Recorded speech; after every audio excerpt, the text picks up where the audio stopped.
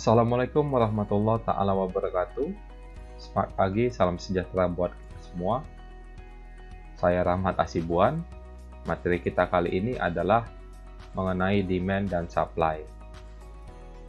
Jadi dengan memahami materi ini, kita akan mengetahui bagaimana interaksi di pasar terjadi antara si pembeli maupun si penjual.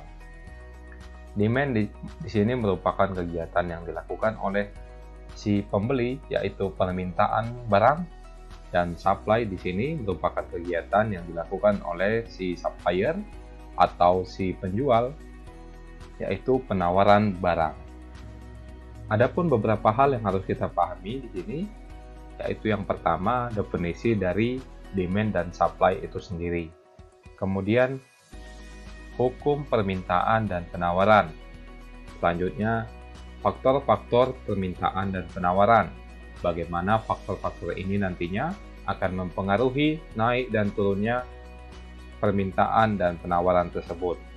Kemudian, apa itu movement along the curve dan shifting the curve. Selanjutnya, persamaan matematis dari permintaan dan penawaran tersebut. Baik, part pertama kita akan bahas demand dahulu. Demand merupakan keinginan untuk membeli suatu produk, barang atau jasa yang didukung oleh daya beli pada berbagai tingkat harga dan pada waktu tertentu. Jadi, hal yang dikuatkan di sini adalah daya beli. Jadi, selain keinginan untuk membeli, konsumen juga harus memiliki kemampuan untuk membeli suatu barang atau daya beli. Selanjutnya adalah quantity of demand atau jumlah yang diminta. Nah, ini merupakan jumlah atau barang jasa dari demand tersebut. Jumlah barang atau jasa yang ingin dan mampu dibeli oleh konsumen pada level harga tertentu. Nah, nanti quantity of demand ini akan kita lambangkan dengan huruf Q. Baik, selanjutnya law of demand atau hukum permintaan. Ini sudah menjadi suatu kesepakatan bagi kita di pasar antara penjual dan pembeli. Bagaimana bunyinya? Yaitu jumlah barang atau jasa yang diminta akan turun ketika harga barang atau jasa tersebut naik. Nah, maksudnya ketika harga suatu barang itu meningkat, maka kemampuan kita dan keinginan kita terhadap barang tersebut akan semakin berkurang. Dan sebaliknya, ketika harga barang itu turun, maka kemampuan kita dan keinginan kita untuk membeli barang tersebut akan semakin meningkat. Ceteris paribus, maksudnya adalah hal-hal lain dianggap konstan. Baik, selanjutnya demand schedule. Demand schedule merupakan tabel yang menunjukkan hubungan antara harga suatu barang dengan kuantitas yang diminta. Jadi, schedule ini merupakan schedule demand yang mana menghubungkan antara harga dan quantity of demand. Dapat kita lihat tabel di samping merupakan contoh tabel demand ice cream Joko. Nah, ketika harga 0, quantity of demand dari Joko sebanyak 16 unit. Nah, kemudian ketika harga menjadi $1, quantity of demand dari Joko akan berkurang menjadi 14 unit. Nah, selanjutnya menjadi $2, maka quantity of demand juga akan semakin berkurang menjadi 12. Hingga akhirnya harga ice cream tersebut menjadi $6, sehingga quantity of demand-nya juga akan semakin berkurang menjadi 4 unit. Jadi tabel berikut ini yang kita sebut dengan demand schedule, yaitu tabel yang menggambarkan hubungan antara harga dan quantity of demand. Sekarang kita akan mencoba memasukkan nilai-nilai dari tabel berikut ke dalam kurva.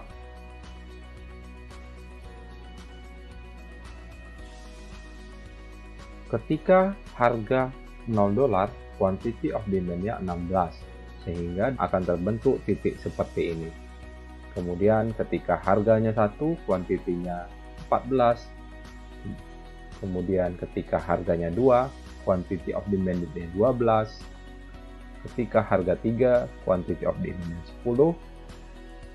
Hingga ketika harganya 6, quantity of demandednya menjadi 4. Sehingga terbentuklah titik-titik sepanjang kurva ini. Nah, dari titik-titik berikut kita dapat menarik garis sehingga terbentuklah garis lurus dari kiri atas ke kanan bawah.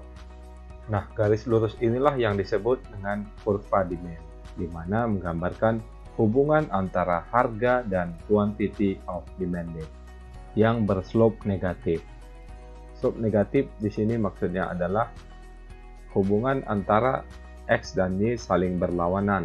Ketika harganya meningkat, maka quantity of demandednya semakin berkurang. Dan ketika harganya berkurang, quantity of demandednya akan semakin meningkat.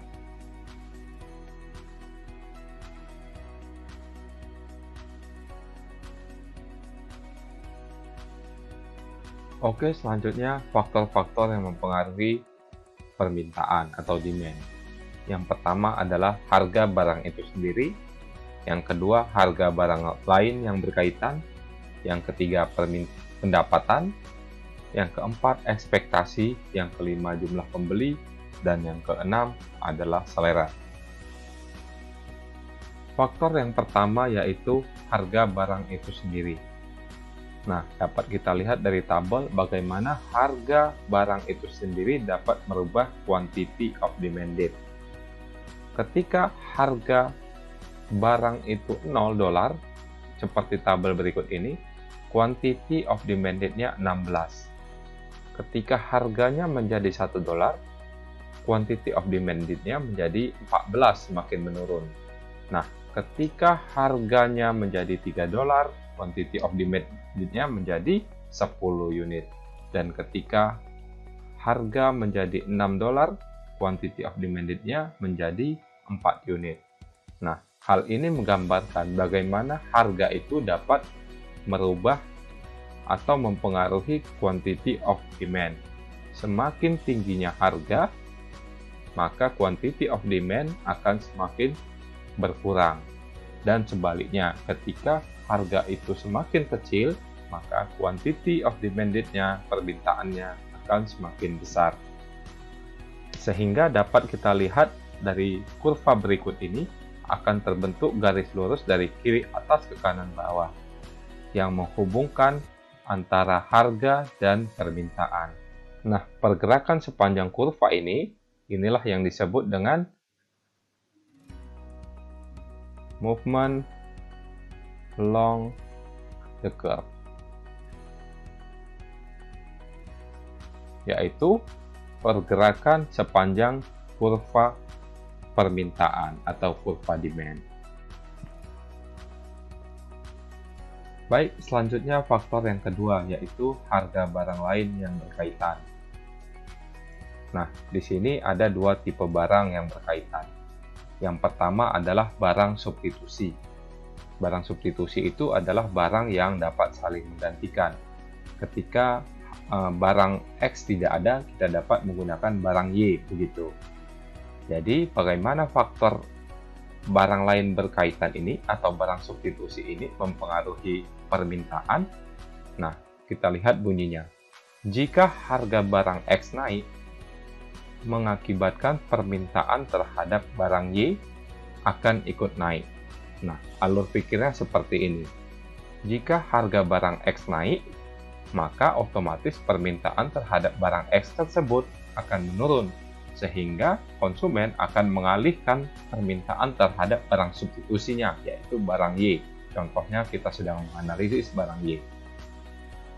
Sehingga dapat disimpulkan, ketika harga barang X naik, maka permintaan terhadap barang Y akan ikut naik.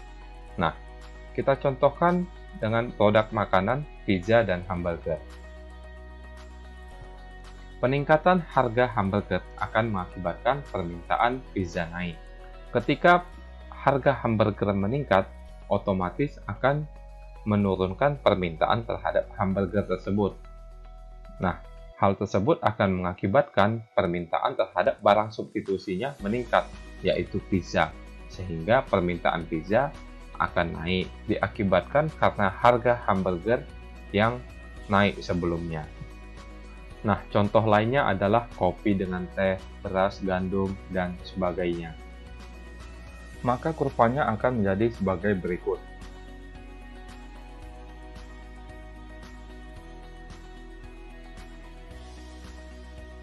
Nah, kita misalkan kurva demand ini adalah kurva permintaan dari pizza. Kondisinya harga ada di P1 dan jumlah permintaan ada di Q1.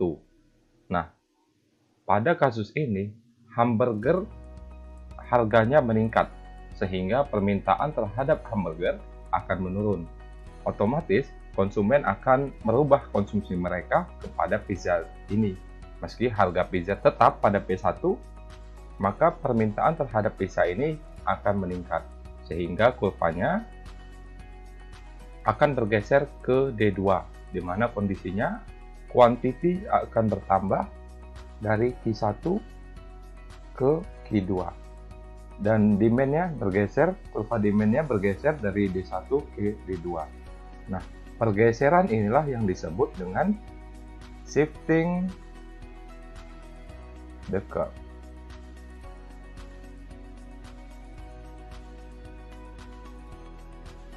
Kemudian tipe barang yang kedua yaitu barang komplementer. Barang komplementer itu adalah barang yang melengkapi barang lainnya, saling melengkapi. Jadi, jika harga barang X naik, maka akan mengakibatkan permintaan terhadap barang Y akan turun. Nah, kita contohkan untuk produk komputer dan software sebagai barang pelengkapnya.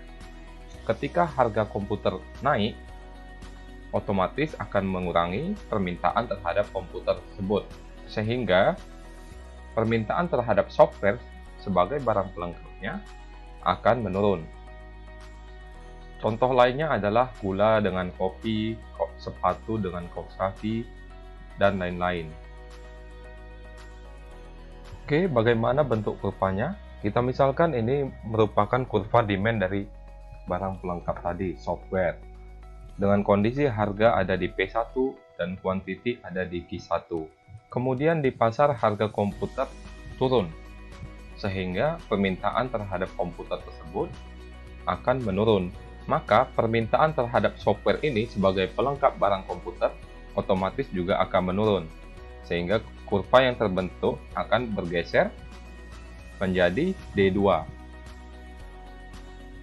Nah, pergeseran kurva inilah yang disebut dengan shifting the curve.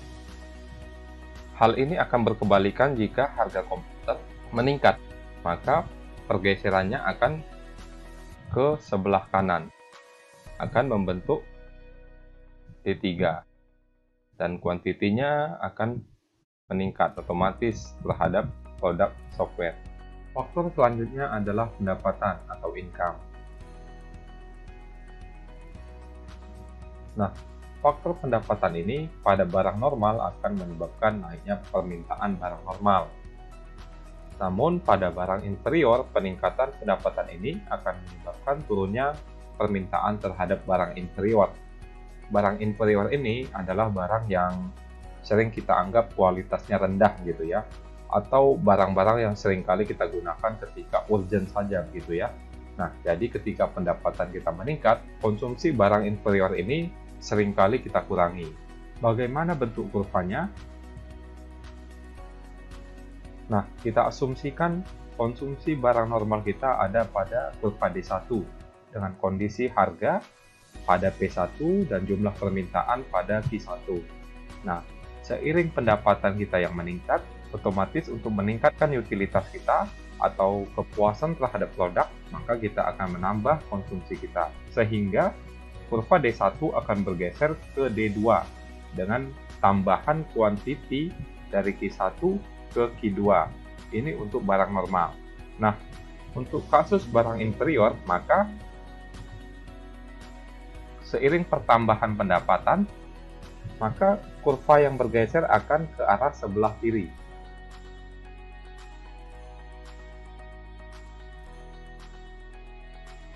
dikarenakan ketika pendapatan meningkat, konsumsi terhadap barang-barang interior akan semakin berkurang. Nah, pergeseran kurva ini juga yang kita sebut tadi dengan shifting the curve.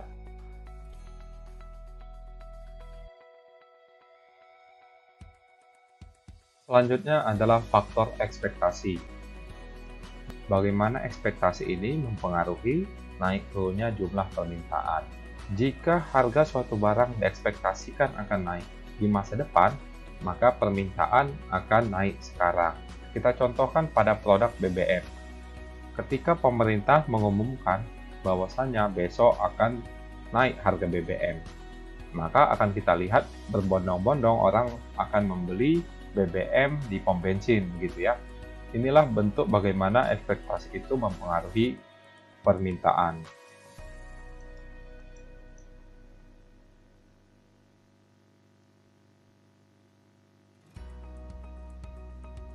Nah, contoh lainnya adalah selain BBM yaitu daging pada saat Lebaran.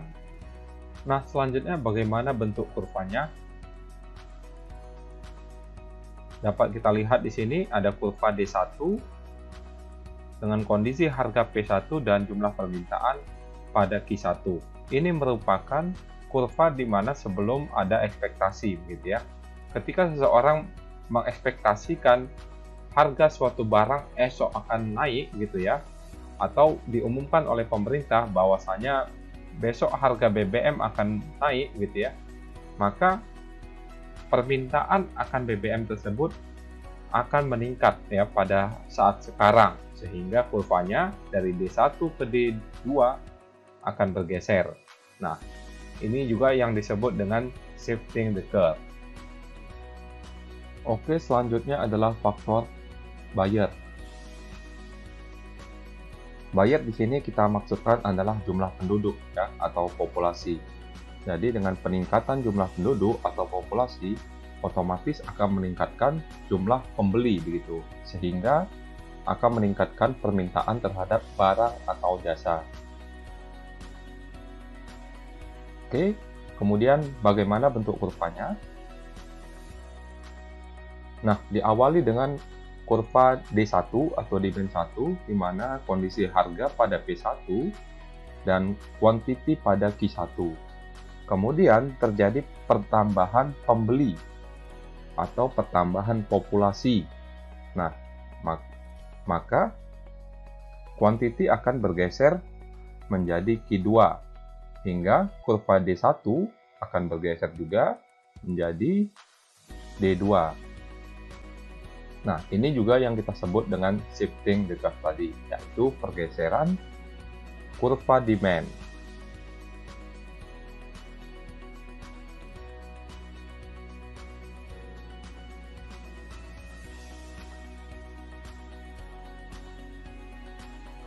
Oke, selanjutnya adalah faktor taste atau selera. Jadi selera ini dianggap cukup penting untuk meningkatkan permintaan gitu ya. Sehingga kita lihat banyak perusahaan dalam iklannya itu benar-benar membangkitkan selera dari para konsumennya dengan desain yang cukup bagus, ya, dengan foto yang baik. Nah, ketika selera untuk mengkonsumsi suatu barang atau jasa meningkat, maka akan meningkatkan permintaan terhadap barang atau jasa tersebut. Nah, contohnya permintaan ice cream pada saat musim panas akan meningkat karena selera orang pada saat tersebut meningkat terhadap ice cream. Kemudian kue pada saat hari raya. Bagaimana bentuk kurvanya? Nah, kurvanya diawali dari D1, kurva demand 1, di mana kondisi harga berada pada P1 dan jumlah permintaan awalnya berada pada Q1. Kemudian kita contohkan produk ice cream tadi. Pada musim panas, selera orang mengkonsumsi ice cream meningkat gitu ya. Mungkin karena kondisi cuaca panas, orang ingin mengkonsumsi yang dingin-dingin gitu ya. Sehingga permintaan terhadap es krim meningkat. Nah, kuantitinya akan bergeser dari Q1 ke Q2, maka D1 akan bergeser juga ke D2, kurva demand-nya. Ini juga masih yang kita sebut dengan shifting the curve. Oke, jika kita ingin mensummarikan faktor-faktor tadi, dapat kita lihat bahwasanya harga akan menyebabkan pergerakan di sepanjang kurva demand, kemudian jumlah permintaan akan menggeser kurva demand, income atau pendapatan akan menggeser kurva demand, harga barang yang berkaitan juga akan menggeser kurva demand, taste ataupun selera juga akan menggeser kurva demand, dan ekspektasi juga akan menggeser kurva dari demand. Oke, selanjutnya adalah persamaan permintaan.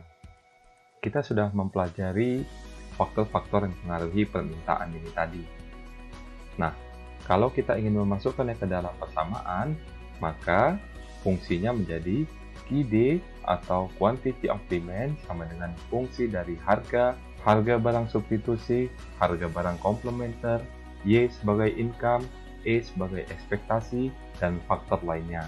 Nah, karena kurva permintaan hubungannya adalah antara quantity of demand dan harga barang itu sendiri, maka harga barang substitusi, komplementer, dan faktor lainnya harus kita tentukan nilainya, sehingga fungsi barunya akan menjadi QD sama dengan fungsi dari harga barang itu sendiri, yang menggambarkan hubungan antara Q dan harga barang. Kemudian, karena Q merupakan fungsi dari P, maka dalam hubungan yang linier atau hubungan segaris, kita dapat menentukan hubungan antara Q dan P dengan persamaan berikut ini.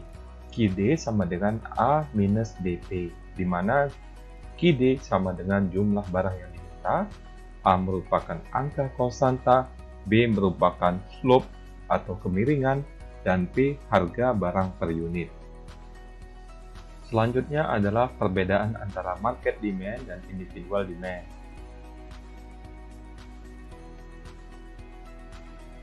Oke, jadi market demand itu merupakan total dari demand setiap individu pada masing-masing harga. Nah, kita contohkan seperti berikut ini. Kita asumsikan pada pasar ice cream, individual demand-nya adalah Joko dan Joki. Sehingga market demand-nya akan seperti apa? Kita lihat di bawah ini. Ketika harga 0, demand dari Joko yaitu 16 dan demand dari Joki 8. Sehingga market demand-nya menjadi 24. Ketika harga $1, demand dari Joko 14, demand dari Joki 7. Sehingga market demand-nya adalah 21. Ketika harga 2, demand dari Joko adalah 12 dan demand dari Joki adalah 6. Sehingga market demand-nya 18. Hingga ketika harganya $6, demand dari Joko 4 dan demand dari Joki 2. Sehingga market demand-nya adalah 6. Nah, dari hal berikut ini dapat kita lihat bahwasanya market demand ini adalah total dari demand setiap individu yang terjadi di pasar. Kemudian dari total demand individual yang sudah menjadi market demand, dapat kita buat kurvanya. Kurvanya sama saja ya. Ketika harga $0, maka market demand-nya adalah 24. Ketika harganya $1, market demand-nya adalah 21. Kemudian ketika harganya $2, market demand-nya adalah 18. Hingga ketika harganya $6, market demand-nya 6 unit. Nah, sehingga kurvanya akan terbentuk sama seperti kurva individu, di mana kurva ini menghubungkan antara P, harga, dengan quantity of demand, di mana demand-nya di sini adalah market demand, yang berarti total dari individual demand.